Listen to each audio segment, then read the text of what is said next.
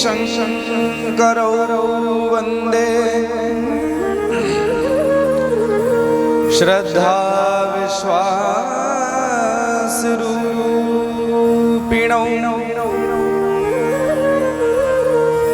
याभ्यां विना न पश्यन्ति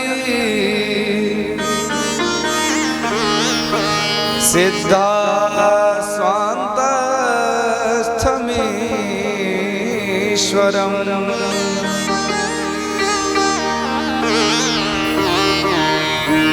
भक्त भक्त भगवंत गुरु चतुर नाम वपु एक तिनके भगवंदन किए नाशहि विघ्न अनेक।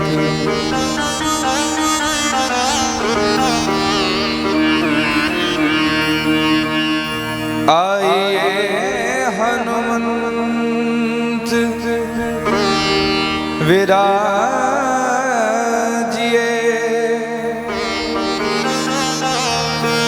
कथा कहूँ मति अनुसार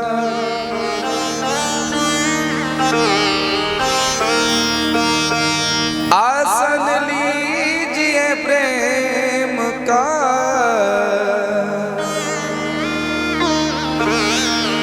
विराजिए पवन कुमार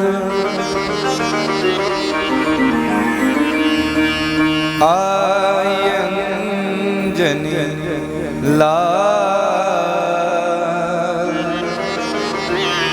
विराजिए पवन कुमार।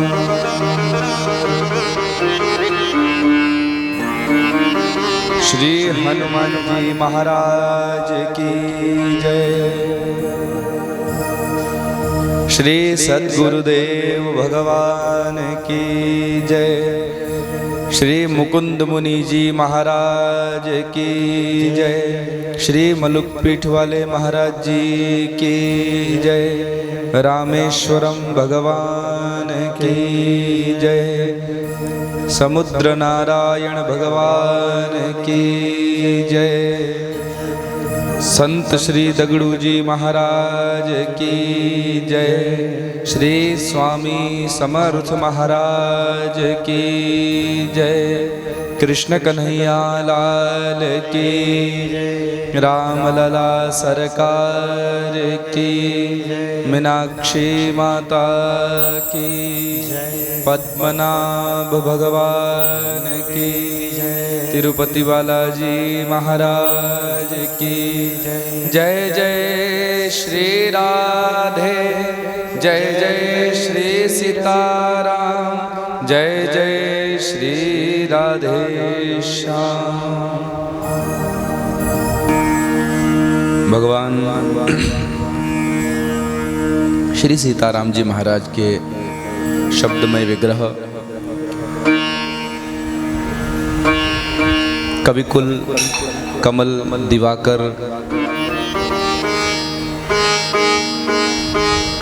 कविकुल शेखर तुलसी बाबा की अद्भुत कृति अनुपम कृति श्री रामचरितमानस के चरणों में कोटि कोटि वंदन प्रणाम नमन। भगवान श्री राम के द्वारा स्थापित 12 ज्योतिर्लिंगों में से एक, 4 धाम में से एक भगवान रामेश्वर भगवान रामनाथ स्वामी के चरणों में कोटि कोटि वंदन। भगवान समुद्र नारायण स्थानीय देवी देवता दृश्य और अदृश्य रूप से विराजमान देवी शक्तियाँ और आप सभी श्रोताओं के हृदय में विराजमान भगवान श्री सीताराम जी महाराज के विभिन्न रूपों को बारंबार प्रणाम। आइए श्री राम कथा के पंचम सोपान पंचम सत्र में हम प्रवेश करें।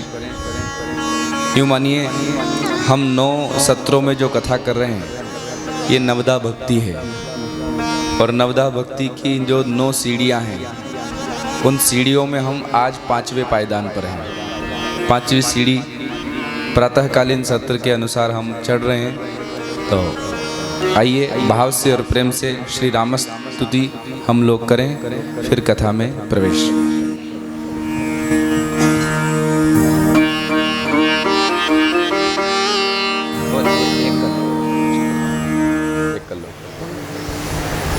एक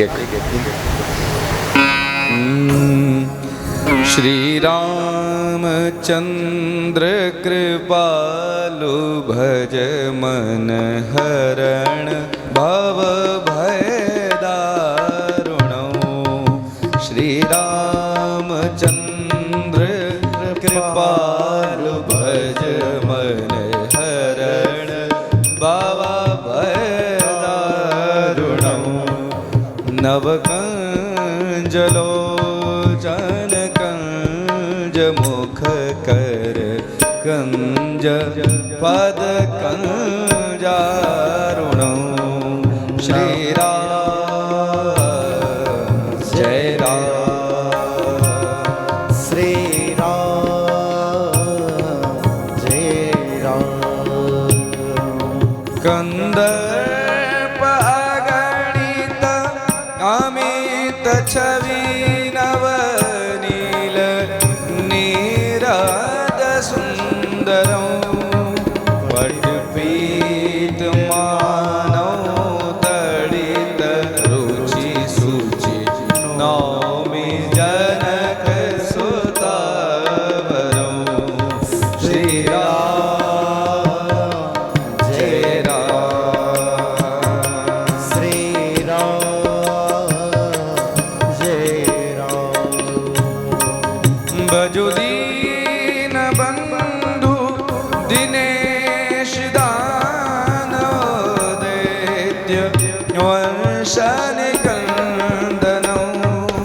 रघुनंद आनंद कंद कौशल चंद दशरथ नंदनो।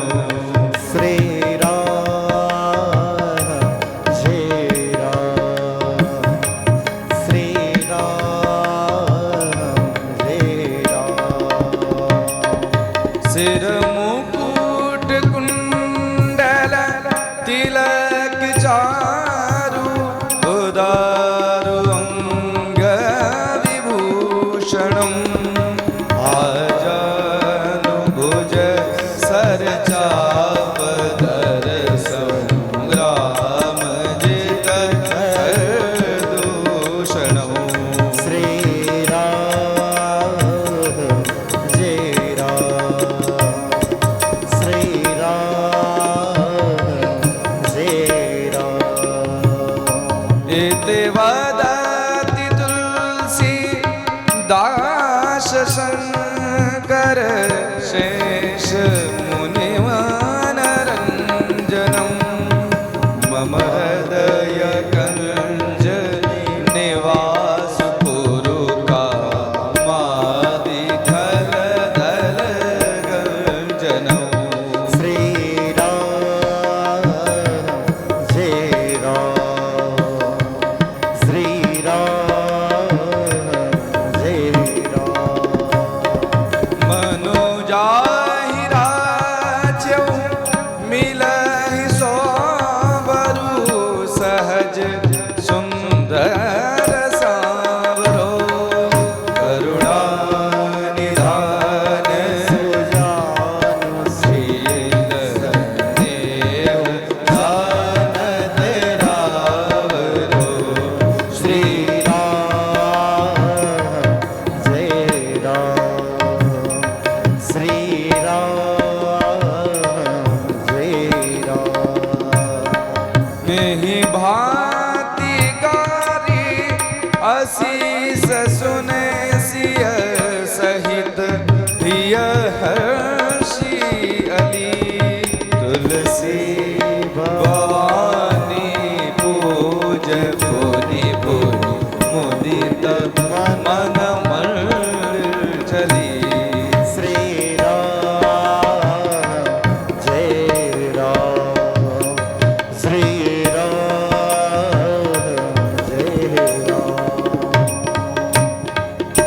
जानि गौरी अनुकूल सियहि हर्ष न जाय कही मंजुल मंगल मूल बाम अंग पर कन लगे।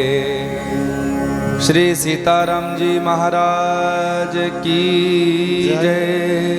लखन सिया राम चंद्र जी की जय। पवन सुत हनुमान जी की जय। बोलो रे भाई सब संतन की जय। भगवान महादेव के चरणों में बैठकर पूर्व के विगत 4 सत्रों से 2 दिनों से श्री राम कथा का रसपान भगवत प्रेरणा से भगवत कृपा से हम लोग कर रहे हैं। जैसा भगवान रामेश्वर चाहते हैं, जैसी उनकी ऊर्जा उनकी शक्ति हमें प्राप्त हो रही है, उस ऊर्जा उस शक्ति के साथ उस अनुभव के साथ हम सभी श्री राम कथा सुन पा रहे हैं, श्रवण कर पा रहे हैं, अनुभव कर पा रहे हैं। नित्य का भगवत दर्शन, नित्य की कथा श्रवण, नित्य का कीर्तन, नित्य की प्रभात फेरी और अभिषेक आदि के द्वारा एक ही लक्ष्य कि भगवान महादेव हम पर कृपा करें, भगवान महादेव भगवान रामेश्वर प्रसन्न हों। इस भावना से आप हम सभी पूर्व के कुछ समय से इस धाम का आस्वादन कर रहे हैं। धाम निवास का स्वर्ग से भी अत्यधिक सुख अनुभव कर रहे हैं। आइए आज भगवान राम जी के विवाह तक की यात्रा हम लोग प्रारंभ करें और भगवान श्री राम के विवाह के पूर्व क्या क्या जनकपुर में हुआ वो प्यारी प्यारी चर्चाएं राम कथा के माध्यम से हम श्रवण करें। उसके पूर्व आप सभी श्रोताओं को व्यासपीठ से प्यार भरा जय सिया राम, जय श्री कृष्ण, राधे राधे, हरिओम, जय योगेश्वर, जय हरि, श्री स्वामी समर्थ, श्री स्वामी समर्थ, जय बालाजी, ओम साई राम, दंडवत। कल तक हम सभी ने श्रवण किया कि भगवान राम जब गुरु आज्ञा का पालन करते हुए मारीच को 100 योजन पार समुद्र के किनारे फेंकते हैं, सुबाहु का वध करते हैं, ताड़का का उद्धार करके ताड़का को निज गति प्रदान करते हैं, गुरु जी के यज्ञ की रक्षा करते हैं और उसके बाद माता अहिल्या पर भगवान की कृपा होती है। पत्थर से नारी का रूप अहिल्या माता को मिलता है। भगवान को प्रणाम करके स्तुति करके अहिल्या माता पतिलोक चली जाती है, पति के धाम को चली जाती है। और उसके बाद हम सभी ने सुना कि क्षत्रिय होते हुए ब्राह्मण पत्नी के ऊपर मैंने चरण रख दिया तो शायद अपराध बन गया, शायद दोष लगा होगा। इस कारण भगवान विचार कर रहे थे कि इस दोष को, इस पाप को, इस अपराध को कैसे धोया जाए। तब भगवान ने मन ही मन सोचा और गुरु विश्वामित्र अपने शिष्य के मन की जान जाते हैं कि राम को मन ही मन ग्लानि अनुभव हो रही है। विश्वामित्र जी राम जी को लेकर के सीधे गंगा किनारे पहुंचते हैं और गंगा जी में जाकर भगवान राम स्नान करते हैं, पितरों को जल अर्पित करते हैं और उसके पश्चात गंगा अवतरण की कथा सुनते हैं और गंगा जी के किनारे रहने वाले याचकों को, ब्राह्मणों को दान देते हैं। किसी भी तीर्थ नदी में हम स्नान करें तो उसका एक विधान होता है। तीर्थ की उस देव नदी में प्रवेश करने से पहले उस देव नदी को किनारे रहकर प्रणाम करो कि माँ, चाहे वो गंगा जी हो, नर्मदा जी हो, यमुना जी हो, गोदावरी हो या कावेरी हो, जो भी देव नदी हो, उस देव नदी को पहले हम प्रणाम करें। प्रणाम करके 3 बार जल पिएं। जल पीने के बाद उसमें प्रवेश करें और प्रवेश करने के पश्चात स्नान करने से पहले उस तीर्थ देव नदी का जो जल होता है, उस जल को ऐसे दोनों हाथों से हटा करके फिर डुबकी लगाना चाहिए। श्रीमद् भागवत में आपने कई बार सुना है, ब्रह्म हत्या जब इंद्र को लगी तो इंद्र ने वह ब्रह्म हत्या 4 भागों में बांटी। एक वृक्षों को, एक बंजर भूमि को, एक स्त्रियों को और चौथा भाग दिया जल को। जल के ऊपर ब्रह्म हत्या रहती है, इसलिए जल में स्नान करने से पहले देव नदी के जल में उस जल को हटाओ, फिर डुबकी लगाओ। स्नान किया, डुबकियां लगाई और उसके पश्चात भगवान सूर्य नारायण जो कि प्रत्यक्ष देवता हैं, साक्षी देवता है, उनको सूर्य अर्घ्य प्रदान करना चाहिए। और सूर्य अर्घ्य चढ़ाने के पश्चात भगवान सूर्य को नमस्कार करने के पश्चात अपने पितरों को जल अर्पित करना चाहिए। पूर्व में शायद आपने किसी कथा में हमसे सुना होगा, जल अर्पित करने की 3 विधाएं हैं, 3 प्रकार हैं। पहला जल अर्पित किया जाता है देवताओं को, वो सामने से ऐसे जल लिया, ऐसे कम से कम 3 बार ऐसे देवताओं को जल अर्पित करो। दूसरा बीच में से जल भरा और बीच में से, इसको कहते हैं ऋषि तर्पण, देव तर्पण और फिर ऋषि तर्पण। बीच में से ऐसे जल छोड़ना भर भर के, वो सप्त ऋषियों को जल लगता है, क्योंकि हम सभी लोग किसी न किसी ऋषि के कुल में आए हैं, तो उन ऋषियों को जल चढ़ाने का वहाँ विधान होता है। और तीसरा विधान है अपने पितरों को, जो कि सीधे हाथ के अंगूठे की ओर से ऐसे जल भरा और ऐसे जल भर के ऐसे सीधे हाथ के अंगूठे की ओर से वह जल गिरे, इस भावना से जल चढ़ाना चाहिए। ये 3 विधाएं हैं। उसके पश्चात आप जितना करना चाहो, कम से कम ये चीज़ें तो करना चाहिए। उसके बाद आप चाहो तो देव नदी को साड़ी चढ़ाओ, नारियल चढ़ाओ, पुष्प चढ़ाओ, दीपक लगाओ, आपको जितना अच्छा आप कर पाते हो। हाँ, स्वयं को आचमन करना हो, अच्छा है, मुखिया जी बोल रहे हैं, कभी भी हम लोग आचमन करें स्वयं। जल पीने का एक विधान है कि जल हाथ में लिया और उसके पश्चात ऐसे पीना चाहिए कि हमारा ये भाग होठों से स्पर्श न हो, नहीं तो हाथ झूठा हो जाता है, फिर उस हाथ को धोना पड़ता है। इसलिए जल लिया, दीजिए तो आचमनी दे दो, आचमनी बात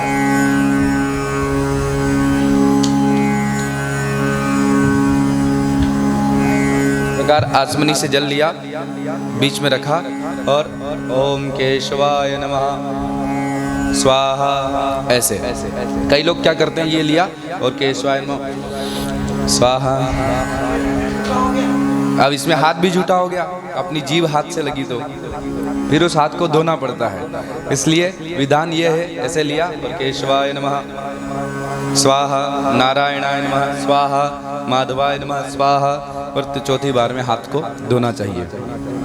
और जल पिया और माथे पर हाथ नहीं घुमाना, नहीं तो जल पिया, झूठा हाथ माथे पे घुमाया तो शरीर वापस अपवित्र हो गया। इसलिए पी करके माथे पर नहीं घुमाना। पिया, अब क्या पता किसने सिखाया, लेकिन लोग अक्सर मैंने देखा है करते हैं, जल लिया पी करके ऐसे घुमाते हैं, पी कर वो सिर भी झूठा हो जाता है, शरीर आप नहाए नहीं नहाए बेकार हो गया। इसलिए ऐसे पियो। कई विधान ऐसे हैं जो सामान्य हैं, लेकिन परंपरागत चलते आ रहे हैं, पर कोई व्यक्ति अच्छी परंपरा से नहीं जुड़ा है, गुरुओं से नहीं जुड़ा है, तो ये विधान धीरे धीरे लुप्त हो गए। जैसे हम लोग ब्राह्मण को तिलक लगाते हैं, तो ब्राह्मण को तिलक लगाने का विधान ये है कि उसको तिलक लगाते वक्त मुट्ठी ऐसे बंद हो और यूँ तिलक लगाया जाए। ब्राह्मण को। हम लोग क्या करते हैं, ऐसे लगाते हैं। तो ऐसे लगाने में हमारा जो हाथ है ब्राह्मण के माथे पर चला जाता है यूं। तो हमें ब्राह्मण देवता से आशीर्वाद लेना चाहिए या देना चाहिए? लेना चाहिए ना। तो अगर आप यूं रखोगे तो वो लेना हुआ कि देना? देना हो गया ना। इसलिए ब्राह्मण को तिलक लगाते वक्त मुट्ठी ऐसे। स्वयं अगर अपने हाथ में कंकण बंधन करवाते हो, लच्छा बंधवा रहे हो, नाड़ा बंधवा रहे हो, कलेवा बंधवा रहे हो, तो उस समय हाथ को ऐसे रखना चाहिए। चावल हाथ में रखे और यूं, और उसके बाद ब्राह्मण देवता यूं मोली बांधते हैं। वो हाथ रखने का विधान ऐसे है। अगर ऐसे रखा तो जो ब्राह्मण के द्वारा रक्षा सूत्र पहनाया जा रहा है, जो आपको वस्तु प्रदान की जा रही है, शक्ति प्रदान की जा रही है रक्षा के लिए, वो सब नीचे की ओर चली जाती है। यूं रखने पर वो सारी ऊर्जा हमारे अंदर आती है। इसलिए ब्राह्मण हमें रक्षा सूत्र बांधे तब हाथ ऐसे हो, और हम ब्राह्मण को बांधे तब ब्राह्मण का हाथ ऐसे हो। क्योंकि आपकी ऊर्जा ब्राह्मण को नहीं चाहिए। गुरुओं की, ब्राह्मणों की, महापुरुषों की ऊर्जा हमें चाहिए। इसलिए हम बंधवाएं तो ऐसे, और ब्राह्मण को बांधे तो ब्राह्मण का हाथ ऐसे हो। स्वयं तिलक लगाएं तो इस उंगली से, और ब्राह्मण को तिलक लगाएं तो अंगूठे से और मुट्ठी बंद, ऐसे नहीं। श्री राम जय राम। भगवान को कई बार हमने देखा है, हम लोगों को पुष्प चढ़ाने का भी विधान नहीं मालूम। देवताओं को जो पुष्प चढ़ाया जाता है, उस पुष्प को चढ़ाने का विधान ये है कि ये जो पुष्प है, अब हमारे पास अभी बड़ा पुष्प नहीं है तो आप समझ लीजिए, ये जो पुष्प है, इस पुष्प को इस प्रकार पकड़ा जाता है। ये उंगलियां सबसे छोटी वाली और तर्जनी, इन उंगलियों को नहीं लगा जाता क्योंकि तर्जनी उंगली अशुद्ध मानी जाती है। इसको देव कार्य में उपयोग नहीं किया जाता, ये पितृ कार्य में उपयोग होती है। अपने पूर्वजों को कभी आप तस्वीर को, उनकी तस्वीर को अगर चंदन की टिक्की लगाओ तो इस उंगली से लगाना चाहिए। यो ब्राह्मणों से आपने कभी देखा होगा कि आपके पिताजी की, दादाजी की तस्वीर को जब आप तिलक लगाते हैं तो ये अंगूठे के पास वाली इस उंगली से तिलक लगाना चाहिए। और देवताओं को लगा रहे हैं तो इस उंगली से लगाना चाहिए। अनामिका जिसे कहते हैं, रिंग फिंगर, चटली के पास वाली, सबसे छोटी वाली के पास वाली, है। इससे देवताओं को तिलक लगाना चाहिए। भगवान को पुष्प अर्पित करें तो पुष्प ऐसे हो, ये वाली उंगली और ये वाली, इन दोनों को उपयोग नहीं करना। मृग मुद्रा भी इसे कह सकते हैं। इस मुद्रा से इस प्रकार सीधा पुष्प अर्पित करिए, ये भाग ऊपर हो, यूं नहीं कि भरी मुट्ठी और लो भगवान ऐसे डाल दिया, ऐसे डाल दिया। श्री राम जय राम। इस प्रकार पुष्प चढ़ाएं। और उतारने का विधान भी फिर है। यदि गहराई में जाएं तो काफ़ी चीज़ें हैं। उतारने के समय पुष्प को इन उंगलियों से पकड़ें, अर्थात ये जो है ना अंगूठे के पास वाली, इससे और अंगूठे से यूँ पकड़ के उतारें पुष्प उतारते समय। पुष्प चयन, जब आप फूल तोड़ने जाओ तो वहाँ फूल को तोड़ते वक्त ऐसे तोड़ो। ये फूल लगा हुआ है तो जा करके ऐसे इस उंगली से, ये पवित्र है। फिर चढ़ाया तो भी पवित्र हाथों से, पर उतारते समय ऐसे ऐसे इस प्रकार उतारा जाता है। श्री राम जय राम। श्री राम जय राम। तो देव नदी में स्नान करने के लिए हम जाएं तो उसका एक विधान होता है। उस विधान के अनुसार देव नदी का जो भी पूजन पाठ हो करना चाहिए। तीर्थ में जाकर के ऐसे कार्य करते रहना चाहिए। आज भगवान राम गंगा जी में स्नान करते हैं तो गंगा जी की महिमा गुरु जी से सुनते हैं। गंगा अवतरण की कथा सुनते हैं कि गंगा जी धरती पर कैसे आई, और गुरु जी ने सारी कथा सुनाई। गाधे सुनो सब कथा सुनाई, जेहि प्रकार सुरसरी मही आई। जही प्रकार सुरसरी मही आई, धरती पर आई, वह कथा सुनाई। आहा।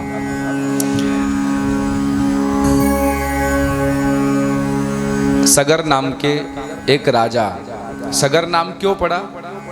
क्योंकि इनकी माँ को उनकी सौतन ने विष दे दिया था। क्योंकि वो चित्रकेतु की बहुत सारी पत्नियां थी, उनमें से एक पत्नी जो थी उसको बालक हुआ और अन्य पत्नियों को नहीं हुआ। तो अन्य पत्नियों ने कहा अब हमसे राजा साहब प्रेम नहीं करेंगे, इसको पुत्र हुआ है तो इससे ही प्रेम करेंगे। तो अन्य पत्नियों ने, जीजाश्री, अन्य पत्नियों ने उस जिसके बालक होने वाला था उसको विष दे दिया कि इसका बालक गर्भ में ही मर जाएगा। लेकिन मैं कई बार कहता हूँ, मौत नहीं आती ना तो आपको कोई नहीं मार सकता, चाहे कितनी भी कोशिश कर ले। विष अंदर पहुंचा लेकिन बालक के शरीर पर उसका असर नहीं हुआ और बालक का जन्म हो गया। और जब बालक का जन्म हुआ तो उस बालक के साथ में विष भी निकला गर्भ से, न माँ मरी न बालक मरा। इसलिए गरेण सह जाता, गर कहते विष को, गर के साथ जन्म हुआ इसलिए उस बालक का नाम हुआ सगर। गर के साथ सगर। अब सगर के दो पत्नियां थी, एक का नाम सुमति और एक का नाम केशिनी। सुमति से एक बालक का जन्म हुआ और केशिनी से 60,000 बालकों का जन्म हुआ। श्री राम जय राम। रामचरितमानस में, भागवत में और अन्य पुराणों में कथा आई है।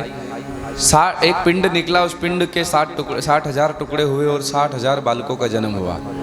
सगर ने एक बार यज्ञ किया, अश्वमेध यज्ञ। काका जी, पुराने समय में अश्वमेध यज्ञ हुआ करता था। उसमें एक घोड़ा छोड़ा जाता था। इस घोड़े को जो पकड़ेगा उसको हमसे युद्ध करना पड़ेगा, और अगर घोड़ा किसी ने नहीं पकड़ा तो मैं एक छत्र पृथ्वी का सम्राट, ऐसा माना जाता था। अब वह सगर का घोड़ा जब घूमते घूमते गया कपिल आश्रम में, गंगा सागर में, जब वह घोड़ा पहुंचा तो कपिल भगवान तो समाधि में थे। इंद्र ने घोड़ा चुरा लिया और इंद्र ने देखा कि ये सगर के पुत्र 60,000 इसका पीछा करते करते आ रहे हैं घोड़े के पीछे पीछे। तो इंद्र ने वह घोड़ा ले जाकर कपिल भगवान जहाँ बैठे थे साधना में, उस साधना स्थली के पास में घोड़े को बांध दिया और इंद्र भाग गया। अब 60,000 पुत्र सगर के जब वहाँ पहुँचे गंगा सागर कपिल आश्रम में, उन्होंने कपिल भगवान को भला बुरा कहना प्रारंभ कर दिया। अरे ये ढोंगी बाबा घोड़ा चुरा करके और आंख बंद करके बैठा है, अभी इसको दिखाते हैं। और कपिल भगवान की ओर वो जब मारने दौड़े तो कपिल भगवान की आंख खुली और तपस्या का तेज था। आंख खुलते ही 60 के 60,000 पुत्र जल करके भस्म हो गए, राख का ढेर बन गया। अब एक दिन हो, 2 दिन हो, महीना हो, बहुत दिन हो गए जब वो 60,000 पुत्र लौट कर नहीं आए, वो घोड़ा लौट कर नहीं आया अश्वमेध यज्ञ का। तो सगर ने अपने दूसरे बेटे सुमति के बेटे असमंजस को भेजा कि जाओ और तुम जाकर के देखो कि वो घोड़ा लौट कर क्यों नहीं आया, तुम्हारे भाई लौट कर क्यों नहीं आए। तो ढूंढते ढूंढते ढूंढते जब पहुँचे तो गंगा सागर में कपिल आश्रम में वो घोड़ा बंधा दिखा कपिल भगवान को, क्योंकि सुमति के पुत्र थे। सुमति माने अच्छी मति, अच्छी बुद्धि। सुमति के पुत्र होने के कारण असमंजस ने कपिल भगवान को प्रणाम किया और कहा, महाराज ये घोड़ा यहाँ बंधा है पर मेरे भाई यहाँ नहीं दिख रहे, आए थे क्या? कपिल भगवान ने कहा, तुम्हारे अंदर जितनी दैन्यता है, जितनी विनम्रता है, अगर तुम्हारे भाइयों में इतनी सी, इनमें से आधी विनम्रता भी होती तो आज तुम्हारे भाई जीवित होते। क्या हुआ? तो पूरी कथा सुनेगी। इस प्रकार उन्होंने मुझे भला बुरा कहा, मेरी रोशनी के कारण, मेरे तेज के कारण वो जल करके ये राख बनकर पड़े हैं। ओहो महाराज, मेरे भाइयों का क्या उद्धार नहीं होगा, मोक्ष नहीं होगा? बोले होगा, पर एक काम करना पड़ेगा। क्या? असमंजस, यदि तुम तुम्हारे भाइयों का मोक्ष कराना चाहते हो तो गंगा जी को, जो कि अभी भगवान ब्रह्मा जी के कमंडल में है, वहां से धरती पर लाना पड़ेगा। और धरती पर गंगा जी अगर यहाँ आ गई तो तुम्हारे भाइयों का मोक्ष हो जाएगा, अन्यथा नहीं। अब असमंजस घर गए और सगर महात्मा से जाकर कहा कि पिताजी ऐसी ऐसी बात है। सगर ने कहा कि ठीक है, तपस्या करते हैं। तो असमंजस ने तपस्या करी, पूरी जिंदगी निकल गई, बुढ़ापा आ गया, पर गंगा जी नहीं आई। असमंजस के पुत्र हुए अंशुमान। अंशुमान ने पूरे जीवन भर तपस्या करी पर गंगा जी नहीं आई। अंशुमान के पुत्र हुए दिलीप। महाराज दिलीप ने पूरे जीवन भर तपस्या करी गंगा जी को लाने के लिए,